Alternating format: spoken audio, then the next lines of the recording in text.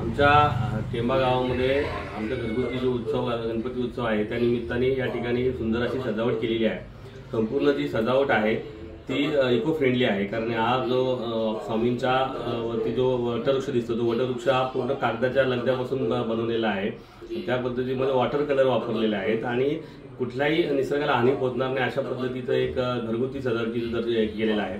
विशेष म्हणजे इथली जी मूर्ती आहे ती मूर्ती अक्कलकोट स्वामी समर्थांच्या रूपातली आहे, त्यामुळे स्वामींच्या भक्तांची या ठिकाणी दर्शनासाठी रांग लागलेली असते आणि 24 तास मंत्रोपचार स्वामी समर्थांचा मंत्रोपचार जो आहे तो देखील सुरू आहे। त्यामुळे वातावरण जे आहे ते एक सुंदर असं तल्लीन झालेलं आहे।